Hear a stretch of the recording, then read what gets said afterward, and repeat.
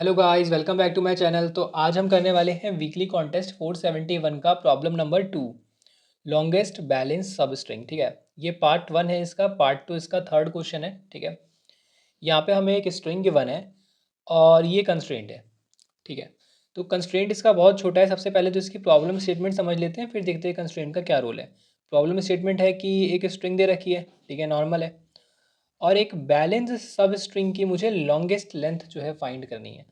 सब स्ट्रिंग क्या होता है? कोई भी स्ट्रिंग जो साथ में हो, मतलब कोई भी स्ट्रिंग उठा लो बीच से, है ना, कोई भी, कहीं से भी उठा सकते हो, बस वो सारी साथ में होनी चाहिए और ऑर्डर में कोई चेंज नहीं आना चाहिए, तो उसे सब स्ट्रिंग बोलेंगे। अब बैलेंस सब स्ट्रिंग उन्होंने किसको डिफाइन कर रखा है वो समझ लेते हैं।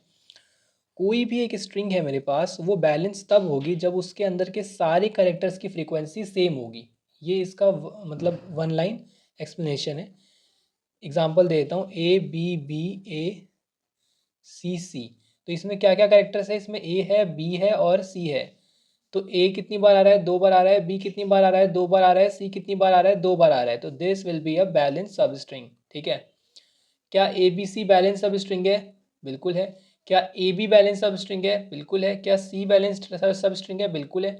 जितने भी डिस्टिंक्ट कैरेक्टर्स आ रहे हैं उनकी फ्रीक्वेंसी सेम होनी चाहिए।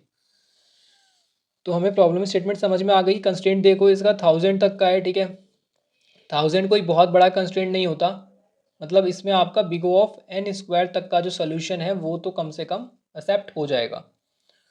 लोअर केस इंग्लिश अल्फ़ाबेट्स है इसके अंदर, तो आपको किसी और चीज़ की टेंशन या ज़्यादा सोचने की ज़रूरत नहीं है इसमें। ठीक है, और A to Z कैरेक्टर्स आ सकते हैं, तो हमें पता ही है। अब हमें करना क्या है इसके अंदर, मेन बात देखते हैं। हमें निकालना है बैलेंस सब स्ट्रिंग। तो सबसे पहले ब्रूट फोर्स पे आते हैं। इसकी ब्रूट फोर्स की थोड़ी बात करते हैं। ब्रूट फोर्स मैं लिखूंगा big O of n cube में, आई थिंक, या फिर एन की पावर 4 होगा, क्योंकि मैंने लिखा नहीं है ब्रूट फोर्स। फिर भी मैं आपको बता देता हूँ। सबसे पहले मैं हर एक सब स्ट्रिंग पे जाऊंगा। हर एक सब स्ट्रिंग को कैसे निकालते हैं? ए बी बी ए सी। ठीक है, यहाँ से मान लो सबसे पहले ये एक लेंथ की सब स्ट्रिंग, फिर 2 लेंथ की, फिर 3 लेंथ की, फिर 4 लेंथ की, फिर 5 लेंथ की। तो ये तो हो गए ए से स्टार्ट होने वाली सारी सब स्ट्रिंग्स। अब यार ज़रूरी थोड़ी है आपकी स्ट्रिंग पहले से स्टार्ट होगी, मे बी ये हो सकती है दूसरे से स्टार्ट होने वाली, है ना, ऐसे ही तीसरे से स्टार्ट होने वाली, ऐसे ही चौथे से स्टार्ट होने वाली, और ऐसे ही पांचवे से स्टार्ट होने वाली। तो ये सारे इसके अंदर सब स्ट्रिंग होते हैं। निकालते कैसे हैं यार? बहुत ईजी है इसको निकालना, ये तो लोगों को रट जाता है। ठीक है, i less than n, i plus plus, and for j equal to i plus 1 से शुरू करना, एन तक रन करना, और जे को करना प्लस प्लस। ठीक है, क्या करेंगे इसमें? सब स्ट्रिंग, हम तो सब स्ट्रिंग नहीं निकालने वाले, पर मैं आपको फिर ये बता देता हूँ, आई कॉमा जे ये होता है। ठीक है, ये आपको दे देगा हर एक सब स्ट्रिंग। तो आपको इतनी बात तो क्लियर हो गई होगी कि आपके पास हर एक सब स्ट्रिंग आ गई। अब आपको चेक करना है कि वो बैलेंस है कि नहीं है, क्या वो बैलेंस है। चलो इसका एग्जांपल लेते हैं, ए बी बी ए सी सी। मान लो आपके पास ये स्ट्रिंग है, एक सब स्ट्रिंग है, मान लो बहुत बड़ी स्ट्रिंग है और उसकी ये एक सब स्ट्रिंग है। आपको इसे चेक करना है कि ये बैलेंस है या फिर नहीं है। और याद रखना, यहाँ तक हमने big O of n square को यूज़ कर चुके हैं। हम big O of n square time complexity use कर चुके हैं। जो भी काम हो रहा है वो इसके नेस्टेड हो रहा है, इसके अंदर हो रहा है, क्योंकि स्ट्रिंग इसके अंदर मिली है, तो वो भी इससे मल्टीप्लाई होगा अभी। तो देखो, ठीक है, सारी चीज़ों को साथ में लेके चला करो। प्रॉब्लम स्टेटमेंट, कंस्ट्रेंट, साथ में टाइम कॉम्प्लेक्सिटी, स्पेस कॉम्प्लेक्सिटी, ये सब सोचते हुए अपना सॉल्यूशन को लिखा करो। कोई सा भी सॉल्यूशन लिख देना इज़ नॉट इम्पॉर्टेंट। ठीक है, ए बी बी ए सी सी, हमारे पास ये आ गया कुछ। अब हमें क्या करना है, इसमें पता करना है। तो पता कैसे कर सकते हैं कि सब में सेम है कि नहीं? एक फ्रीक्वेंसी एरे बना सकते हैं हम, बना सकते हैं, बिल्कुल बना सकते हैं, 26 साइज का। ठीक है, क्योंकि एट मोस्ट हमारे पास ए से जेड तक 26 कैरेक्टर्स होते हैं। तो फ्रीक्वेंसी एरे बना लिए।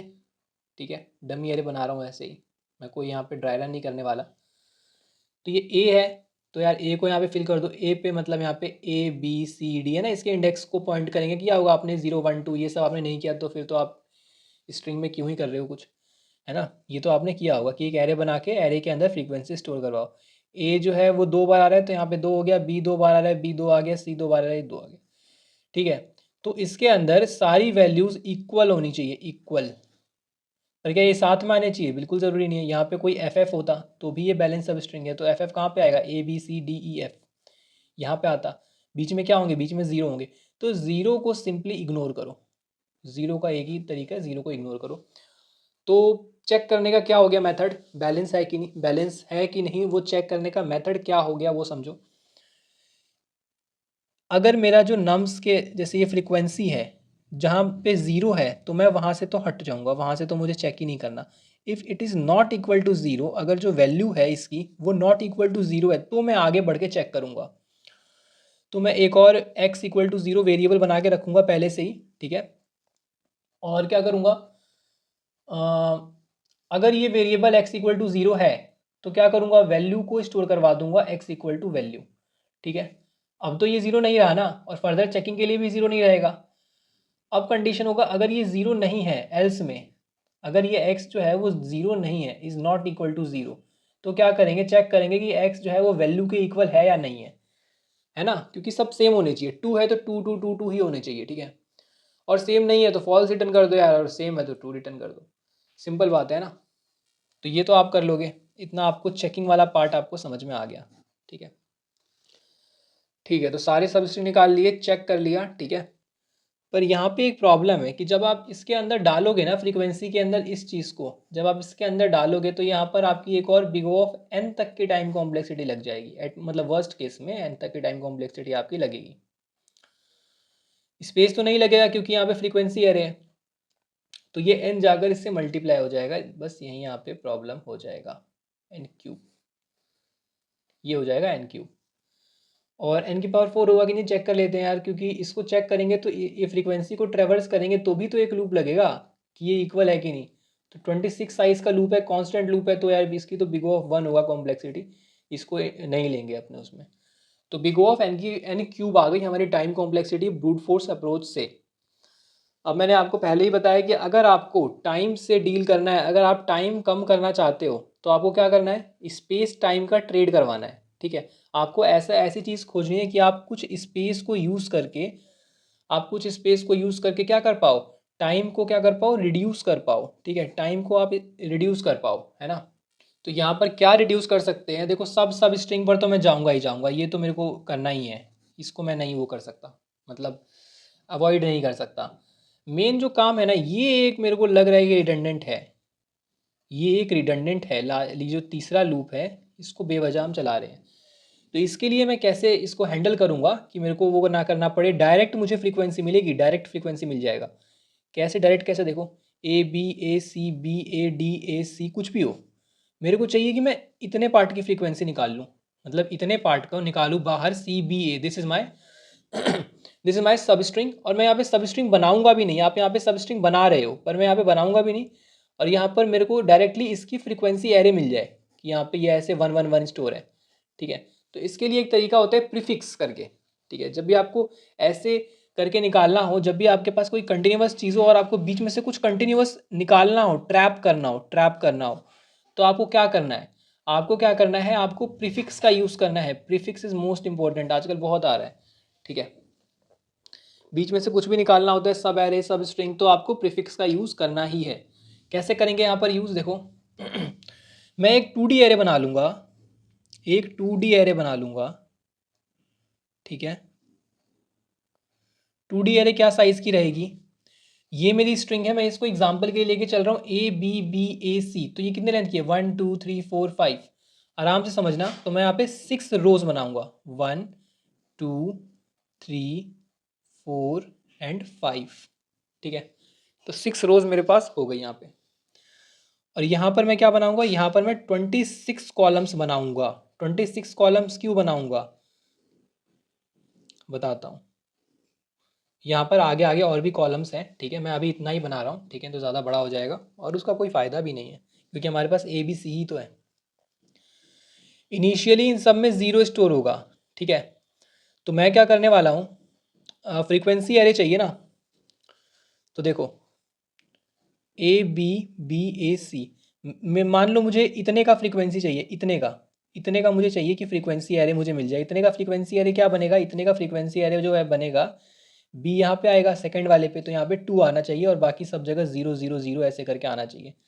तो ये 26 यहाँ पर आते हैं फ्रीक्वेंसी एरे में, इसलिए मैंने यहाँ पर 26 कॉलम्स बना रखे हैं, कॉलम इक्वल टू 26। और हर एक उसके लिए, हर एक कैरेक्टर के लिए मैंने यहाँ पर स्टोरेज प्रोवाइड कर रखा है। ठीक है, ये एक टेक्निक है, आपको इसे सीख कर याद रखना है। ठीक है, 0 1 2 3 4 5 6 ऐसे चलते रहेंगे 25 तक, तो 26 टोटल हो जाएंगे। ए पे आओ। ठीक है, ए पर आओ। अब देखो ये मैं कैसे आपको निकाल के दिखा रहा हूँ, ये निकाल के दिखाऊंगा एग्जैक्टली ये वाला। तो यहाँ पर सबसे पहले क्या होगा, 0 0, यार इनिशियली देखो 0 ही स्टोर होता है। ठीक है, तो मैं यहाँ पर आऊँगा, मैं बोलूँगा ऊपर वाले का कॉपी कर लो, ऊपर वाले का कॉपी कर लो, कॉपी कर लिया।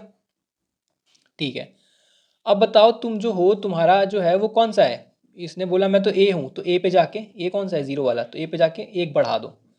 जैसे फ्रीक्वेंसी में बढ़ाते थे वैसे ही बढ़ा दो, बस यहाँ पे हर रो के लिए बढ़ा रहे हैं। अब बी पे आ गए, दूसरे वाले पे आ जाओ। दूसरे वाले पे आने के बाद क्या करना है आपको, ऊपर वाला जो भी है ना, जस्ट ऊपर वाला उसको नीचे उतार दो। ठीक है, उतार दिया। उतार क्यों रहे हैं समझ में आएगा। अब देखो बी है यहाँ पे, बी का क्या करना है मुझे, बी पे जाके 1 कर दो, है ना। अब वापिस ऊपर वाला उतार दो यहाँ पे। ठीक है, अब यहाँ पे बी है, बी को जाके 2 कर दो, है ना, मतलब एक एक बढ़ा दो। फिर यहाँ पे वापस ऊपर वाला उतार दो। फिर 1 यहाँ पे ए है तो 1 वाले को बढ़ा के 2 कर दो। फिर वापस ऊपर वाला कॉपी करो, 2 0 0 0 0 0। एंड सी है तो सी पे जाके 1 कर दो। ठीक है, 1 यहाँ लिख देता हूँ। चलो, तो आपका ये क्या बना, this is your 2D prefix array. 2D prefix, ये जो प्रीफिक्स है, पीछे वाले से प्री कंप्यूटेशन स्टेट्स को उतारना, कॉपी करना, उसको बोलते हैं हम प्रीफिक्स एरे बनाना। ठीक है, तो यहाँ पर जो भी है, यहाँ पे मैं क्यों कॉपी कर रहा हूँ, ताकि इसकी स्टेट में कहीं छूट ना जाए मेरे से, इसकी स्टेट मिस ना हो जाए। ये एक ही स्टेट को भी मैनेज करना ही हमें पड़ेगा। ठीक है, कैसे आप प्रीफिक्स सम बनाते हो, तो आप सबको सम करते हुए चलते हो, वैसे ही मैं सबको, सबकी स्टेट कॉपी करते हुए चल रहा हूँ। ठीक है, अब ये लास्ट वाला है, ये है तो सी पर ये इन सब की स्टेट को लिए हुए है कि ए कितनी बार आ रहा है, ए अगर पूछो कि कितनी बार आ रहा है, तो ए 2 बार आ रहा है, बी कितनी बार आ रहा है, बी 2 बार आ रहा है, सी कितनी बार आ रहा है, सी 1 बार आ रहा है। इसको सब पता है ना, कि अभी मेरे तक कौन सा कितनी बार आया है। हमें क्या निकालना है, बी और बी। तो मैं किसके पास जाऊंगा, मैं इस बी के पास जाऊंगा और कहूंगा कि यार इतने का मुझे दे दो। तो ये बी के पास क्या पड़ा होगा, ए बी, बी का डेटा इसके पास पड़ा होगा, इसके पास इतने का डेटा पड़ा होगा। अब मैं कहूँगा इससे ना आप ये ए को हटा दो, तो बी भी मिल जाएगा। तो मैं क्या करूँगा, ए को माइनस कर दूंगा, ए को मैं क्या करूँगा, माइनस कर दूंगा। तो करके देखते हैं ए को माइनस कैसे करेंगे। देखो बी पे है 1 2 एंड 0 0 0 0, और ए पर क्या है, ए पर है 1 0 0 0 0 0। माइनस करो, क्या निकलेगा, 1 माइनस 1 0, 2 माइनस 0 2 0 0 0 0 0 0 0। ठीक है, क्या सेम मिल गया हमें। तो ऐसे करके हम प्रीफिक्स एक एरे बनाकर, एक 2D एरे बनाकर हम स्टेट को मैनेज कर रहे हैं। अब हमें इसमें क्या करना है, इसमें हमारे पास आई है और जे है, तो we have i and we have j. तो हमें क्या करना है कि यार जे में से ना आई को माइनस कर दो, तो सिंपल है, आई से जे के बीच में जो भी आपका कैरेक्टर है उसका मुझे फ्रीक्वेंसी एरे मिल जाएगा। उसका फ्रीक्वेंसी एरे क्या होगा, जो माइनस करके मिलेगा, A B A C B A C B A C. मान लो यहाँ पे कुछ है स्ट्रिंग, है ना, बड़ी सी कोई भी स्ट्रिंग है। तो आपको आपका जो है आई है यहाँ पर और जे है यहाँ पर, आपको इसके बीच का चाहिए। तो आप क्या करोगे, जे वाले का प्रीफिक्स है ना, ये पूरा माइनस कर दोगे इससे, इस पूरे से, है ना, इससे एक कम से, है ना, इतना माइनस कर दोगे, तो ये बीच का मिल जाएगा ना आपको फ्रीक्वेंसी एरे, जो आप बार बार इस पे ट्रेवर्स करके निकाल रहे थे। ठीक है, तो अब देख लेते हैं इसकी इम्प्लीमेंटेशन, और बाकी सारी चीज़ें बिल्कुल सेम रहने वाली हैं। ठीक है, मैंने उसी को हटाया, तो ये बिग ऑफ एन स्क्वायर में हमने इसको ऑप्टिमाइज कर दिया। अब देखो इसकी इम्प्लीमेंटेशन को, यहाँ पर हमें फंक्शन है लॉन्गेस्ट बैलेंस्ड। ठीक है, एन निकाला, प्रीफिक्स बनाया, n+1 का बना रहे हैं, पता है आपको 0 से चलेगा, है ना, n तक। और उसके बाद आपका i = 0 से लूप रन होगा, j = ये फिलिंग है, फिल कर रहे हैं, दिस इज फिलिंग, प्रीफिक्स को फिल कर रहे हैं। कैसे, i+1 से i+1 पे गए, और ऊपर वाले को i+1 कौन सा होगा यार, i+1 कौन सा होगा, i+1 होगा, i+1 ये होगा, तो ऊपर वाले को नीचे कर दो, उतार दो। तो ये जो पूरा लूप है, ये जो फॉर लूप है, ये कॉपी करने की कोशिश कर रहा है ऊपर वाले से, है ना। जे देखो कॉलम सेम है सब में, इस पे जाएगा, इस पे जाएगा, इस पे जाएगा, इस पे जाएगा, ऐसे कर करके कॉपी करता रहेगा, है ना। और फिर उसके बाद हमने क्या किया, i+1 पे मतलब करंट वाले पे s डॉट कैरेट माइनस ए, मतलब ये जो भी यहाँ पे करेक्टर है ना उसमें माइनस ए पे जाके मैंने इंक्रीमेंट कर दिया। चलो यहाँ पे आ गए मैक्स इक्वल टू 0 पे, और ये हमारा बिग ऑफ एन स्क्वायर का लूप आ गया जो कि ट्रैक करेगा, जो कि पूरे स्ट्रिंग को क्या करेगा, ट्रेवर्स करेगा और बीच की स्टेट्स को फाइंड करेगा। तो एक फ्रीक्वेंसी एरे बना ली 26 साइज की, के इक्वल टू 0 से के इज लेस देन 26 तक लूप रन किया है। लूप क्यों रन किया है, क्योंकि जे आई और जे के बीच का मुझे क्या करना है, ट्रैप करना है, इसके बीच का मुझे फ्रीक्वेंसी एरे चाहिए। कैसे मिलेगा, प्रीफिक्स में से यहाँ को हटा दो, इतने में से इतने को हटा दो तो ये बीच वाला मिल जाएगा। ठीक है, ये मैं बहुत बार बता चुका हूँ सच में। अब ये फ्रीक्वेंसी के है ना, फ्रीक्वेंसी के मेरा फ्रीक्वेंसी एरे यहाँ पे बिल्ड हो रहा है, फिल हो रहा है एक तरह से, ठीक है, इक्वल टू जे। और ये के वे से कुछ नहीं होता यार, के जो है ना, के जो है इंडिविजुअली 0 से 26 तक जा रहा है, 0 1 2 3 4, तो वो हर एक सेल के लिए जा रहा है, ठीक है। और ये जो जे है, जे माइनस आई, मेनली जे माइनस आई कर रहे हैं ताकि बीच वाला मिल जाए, ठीक है। अब फ्रीक्वेंसी एरे हमारा बन चुका है। फ्रीक्वेंसी एरे में बस अब मुझे क्या करना है, मुझे सिर्फ चेक करना रह गया है। तो एक चेक फंक्शन बना लो और चेक कर लो फ्रीक्वेंसी में कि वो बैलेंस है या फिर नहीं है। और फिर उसके बाद अगर है तो मैक्स में अपडेट कर दो जे माइनस आई की लेंथ को।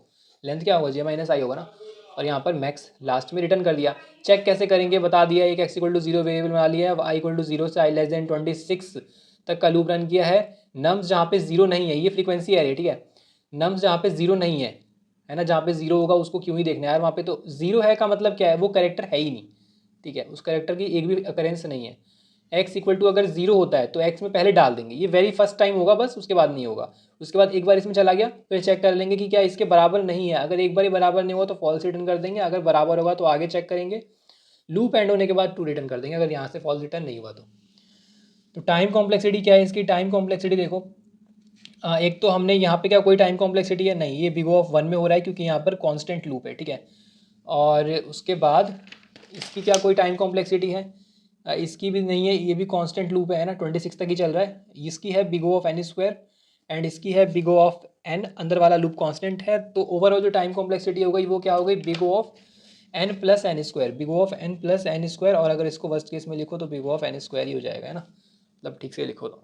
और स्पेस कॉम्प्लेक्सिटी क्या हो जाएगी, स्पेस कॉम्प्लेक्सिटी हो जाएगी बिग ऑफ एन, क्योंकि जो कॉलम है वो 26 साइज का है, दिस इज